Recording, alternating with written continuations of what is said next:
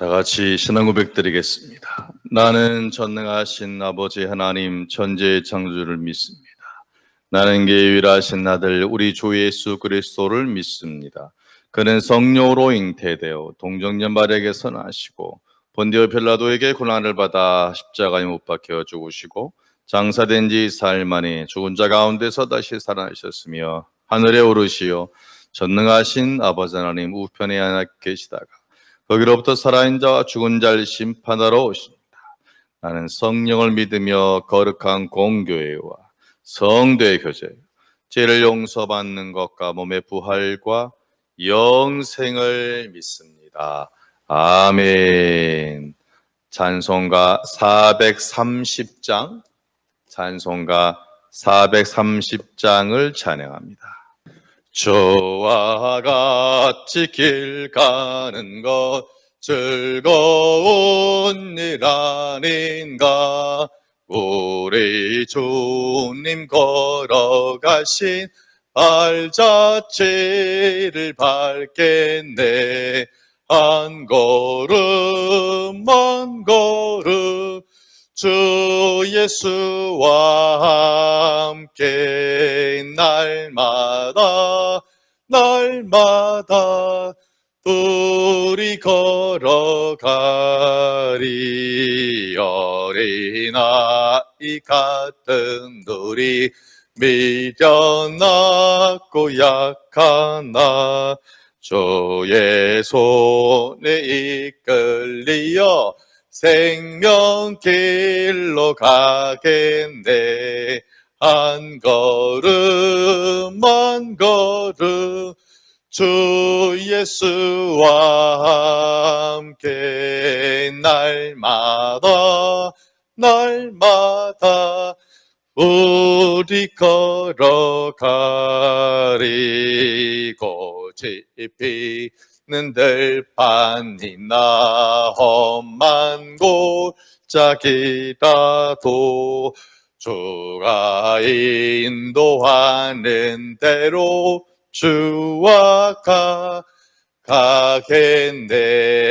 한 걸음 한 걸음 주 예수와 함께 날마다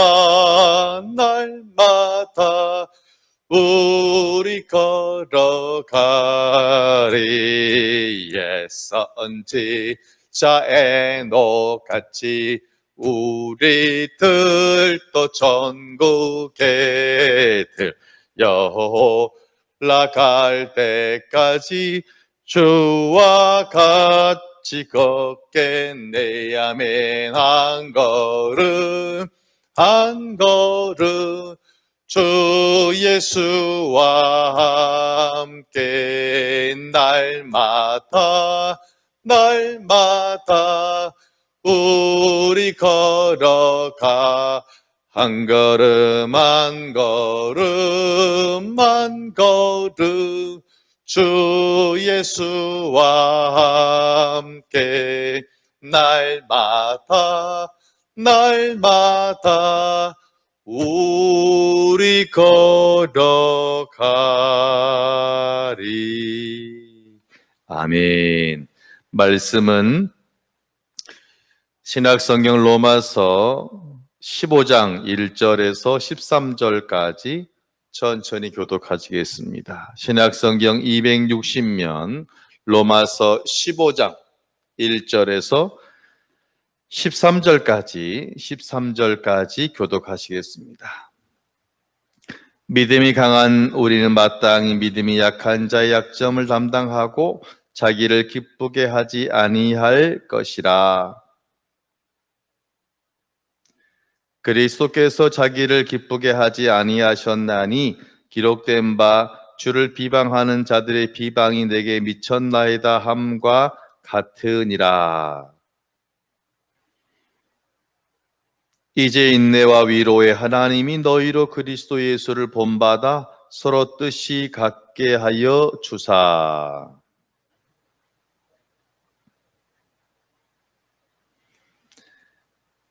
그러므로 그리스도께서 우리를 받아 하나님께 영광을 돌리심과 같이 너희도 서로 받으라. 이방인들도 그 긍휼하심으로 말미암아 하나님께 영광을 돌리게 하려 하심이라 기록된 바, 그러므로 내가 열방 중에서 주께 감사하고 주의 이름을 찬송하리로다 함과 같으니라. 또 모든 열방들아 주를 찬양하며 모든 백성들아 그를 찬송하라 하였으며. 같이요. 소망의 하나님이 모든 기쁨과 평강을 믿음 안에서 너에게 충만하게 하사 성령의 능력으로 소망이 넘치게 하시기를 원하노라. 아멘. 기도하겠습니다. 귀한 날을 주신 소망의 아버지 하나님 감사합니다. 사랑하는 백성들 또 이렇게 매일의 예배자로 나와왔습니다. 아버지, 그냥 놔두지 마시고 한 사람 한 사람의 필요한 은혜로 또한 있어야 할 것으로 주님 채우시고 싸매시고 붙잡으시고 온전히 함께하여 주옵소서. 예수님 이름으로 기도하옵나이다. 아멘. 자, 같이 한번 따라하겠습니다.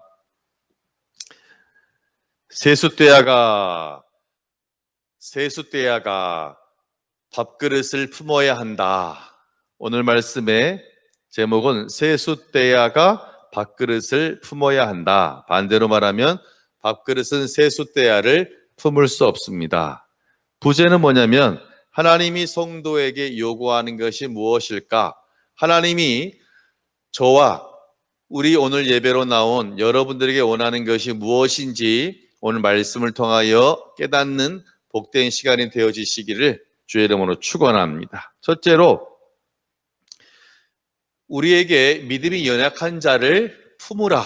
믿음이 연약한 자를 품으라라고 말씀하시는데요. 1절을 같이 보겠습니다.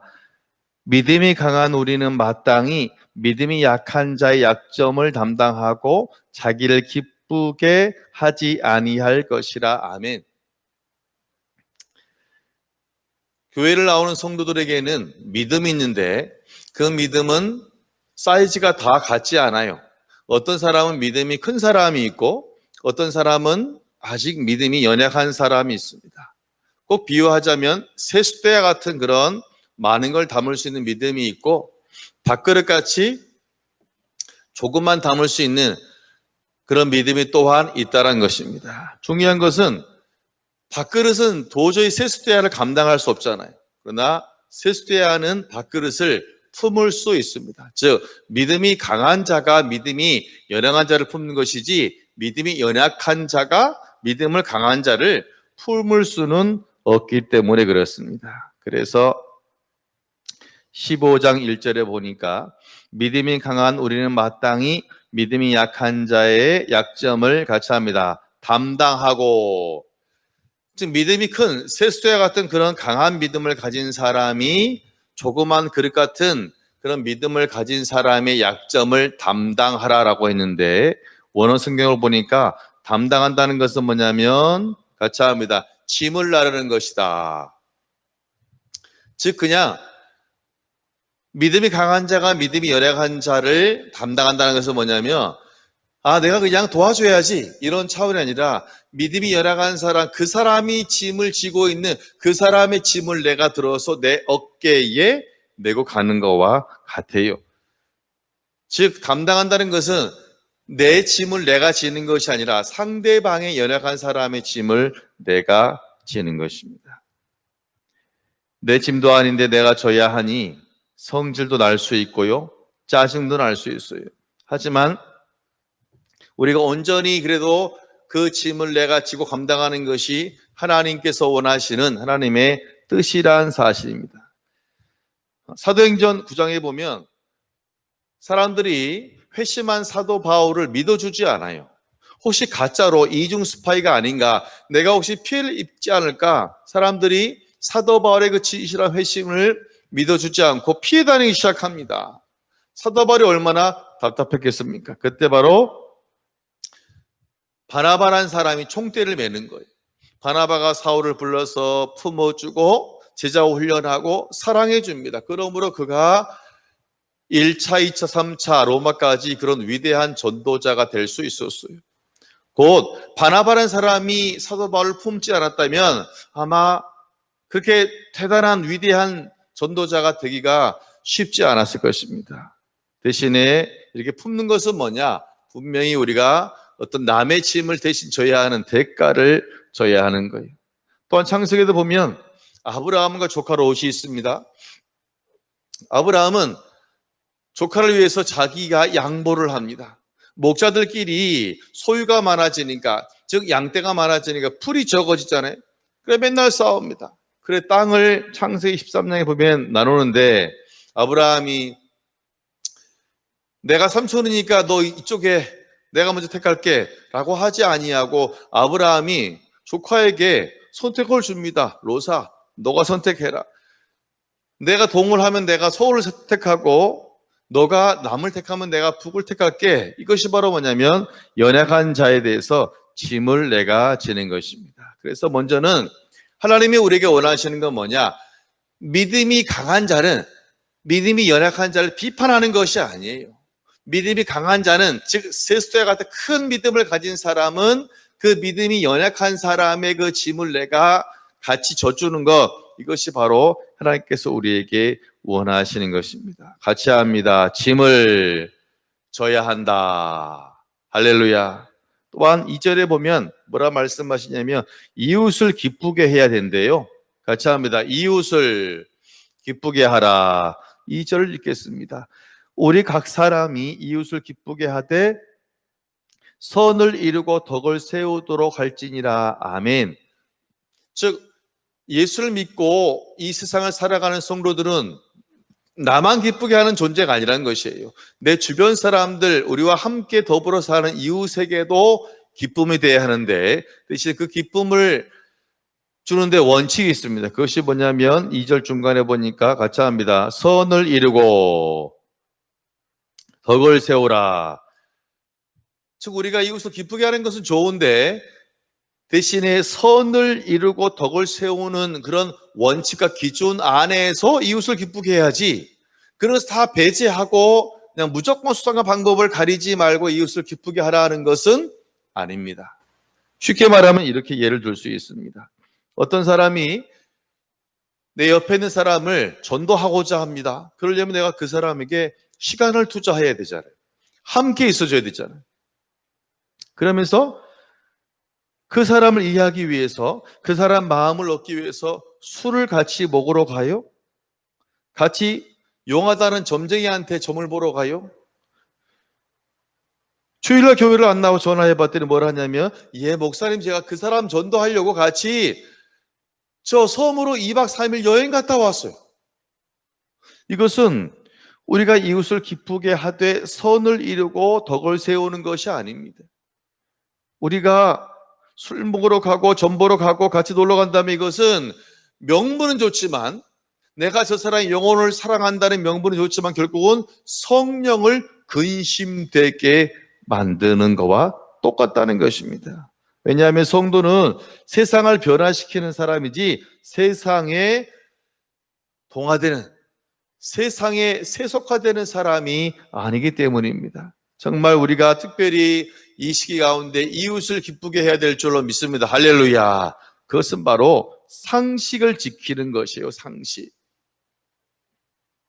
지금 한국 교회 가운데 일부 교회에서 그러한 논쟁이 있습니다. 우리가 지난 주일날 방역에서 우리가 비대면 예배로 진행하라, 이걸 가지고 거의 종교 탄압이라는 얘기로 막 몰아가는 큰 교회 어떤 그런 분들도 많이 있는 걸 제가 보았습니다. 저는 그렇게 생각하지 않습니다. 지금 시기적으로 볼 때 우리가 서로 조심하자는 것이지 예배를 하지 말라는 것은 아니기 때문입니다. 우리가 정말 오늘 말씀처럼 이웃을 기쁘게 하는 것, 그것은 뭐냐 마찬가지로 성령이 기뻐하시는 하나님의 방법으로, 또한 주님이 원하시는 방법으로 우리가 또한 이웃을 기쁘게 해야 한다는 것입니다. 그런데 문제는 우리가 이웃을 기쁘게 한다는 것은 또한 믿음이 연약한 자를 우리가 같이 감당한다는 것은 쉬운 일이다, 쉬운 일이 아니다, 쉽지 않잖아요. 참아줘야 되고 이해해줘야 되고 인정해줘야 되고 기다려줘야 되잖아요. 그럼 우리가 포기하고 싶어요. 낙심이 들어요. 그때 5절에 보면 놀라운 하나님의 선물이 있습니다. 5절을 보겠습니다. 이제 인내와 위로의 하나님이 너희로 그리스도 예수를 본받아 서로 뜻이 같게 하여 주사. 할렐루야. 5절에 보니까 하나님은 두 가지를 가지고 있어요. 같이 합니다. 인내의 하나님, 위로의 하나님. 오늘 분명히 성경은 뭐라 하냐면 하나님은 인내 하나님이시고 위로의 하나님이신데 그 인내와 위로의 하나님이 내가 세상을 사랑해서 귀한 덕을 끼치고자 하는 그 사람에게, 정말 지금 절망하고 있는 그 사람에게, 지금 낙심하고 있는 그 사람에게, 갈등하는 그 사람에게 하나님께서 위로하시고 인내로 귀한 선물로 함께 하신다는 사실입니다. 그래서 성경을 보니까 고린도후서 11장을 보면 사도 바울이라는 사람은 정말 복음을 전하는데 목숨 건 사람이잖아요. 그런데 정말 수많은 고난을 당했어요.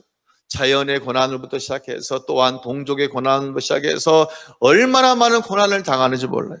그럼에도 불구하고 그때마다 하나님이 위로하셔서 새 힘을 가지고 온전히 붙잡으시고 함께 하신 줄로 믿습니다. 안 그래서 벌써 사역을 그만뒀을지도 몰라요.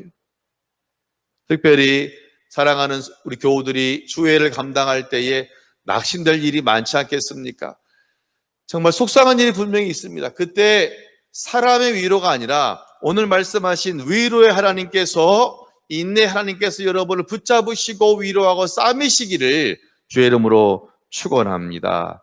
정말 엘리야가 낙심하여 어려울 때 정말 천사를 통해서 하나님이 그를 위로했잖아요. 혼낸 것이 아니라 오히려 어루만지며 그에게 먹을 것을 주셨기 때문입니다. 그런데 우리가 정말 이렇게 인내하고 위로받아 살지만 더 하다 보면 힘들 때가 있어요. 그때 놀라운 것은 뭐냐면 13절을 보니까 하나님께서 우리에게 그때는 소망이라는 놀라운 선물을 주신다는 겁니다. 13절을 같이 보겠습니다. 시작. 소망의 하나님이 모든 기쁨과 평강을 믿음 안에서 너희에게 충만하게 하사 성령의 능력으로 뭐가 넘치게, 소망이 넘치게 하시기를 원하노라. 아멘.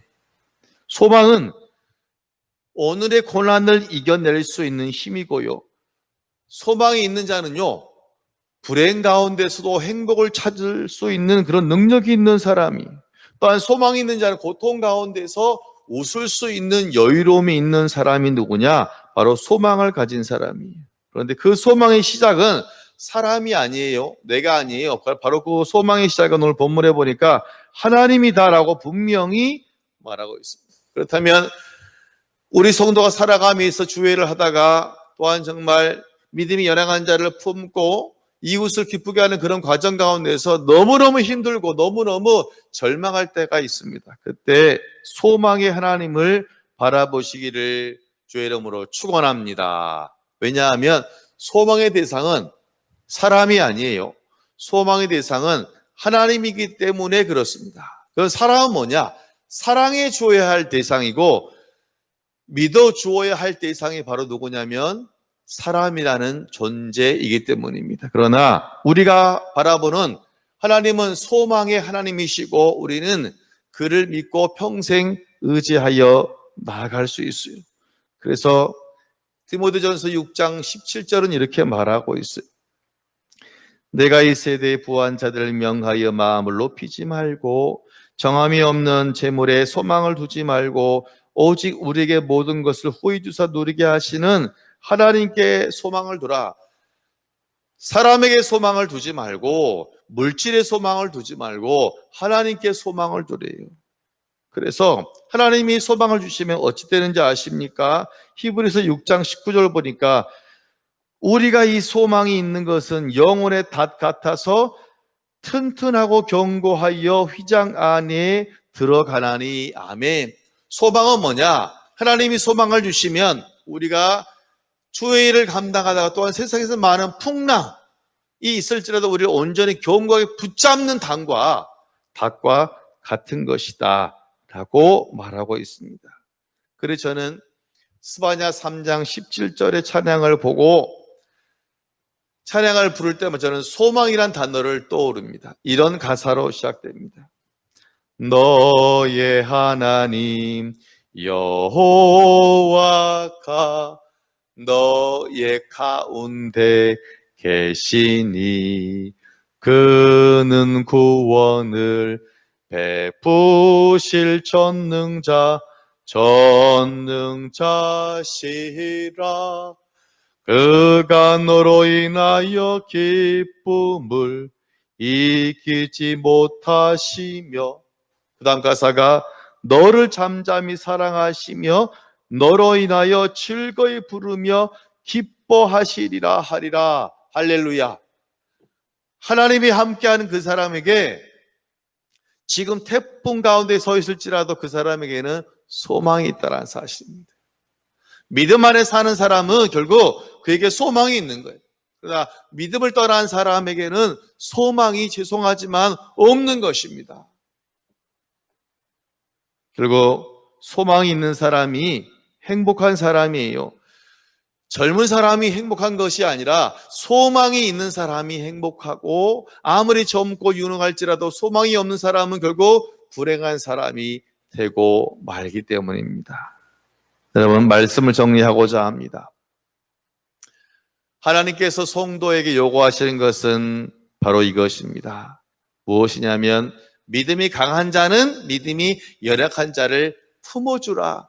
그의 짐을 내가 같이 져야 한다는 것입니다. 또한 이웃에 대해서 이웃을 비방하고 이웃에게 또한 욕을 먹는 성도 교회가 아니라 이웃을 기쁘게 하라는 것입니다. 대신에 원칙이 있다 그랬죠. 선과 덕을 세우는, 즉 그 방법이 있어서 성령 기뻐하시는 방법대로 가야지 내가 생각하는 세상의 방법대로 가면 되지 않는다는 것입니다. 우리가 이렇게 믿음이 약한 자를 품고 세상을 기쁘게 할 때에 힘들어서 낙심할 수 있지만 그때마다 위로의 하나님이, 인내의 하나님이 여러분과 함께 하시길 주의 이름으로 축원합니다. 무엇보다도 소망의 하나님이 여러분과 함께 하심으로 오늘 하루도 소망으로 우리 가운데 얼굴에 기쁨이 있고 웃음이 있고 행복이 넘치는 그런 복된 시간이 되어지시기를 주의 이름으로 축원합니다. 기도하겠습니다. 고마우신 아버지 하나님,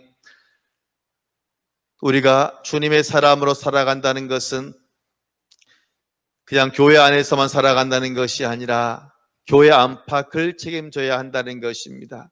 교회 안에 믿음이 연약한 자가 있습니다. 우리가 그 믿음이 연약한 자를 비난하고 비판하고 무시하는 것이 아니라 오히려 그 짐을 감당할 수 있는 은혜로 온전히 함께하여 주옵소서.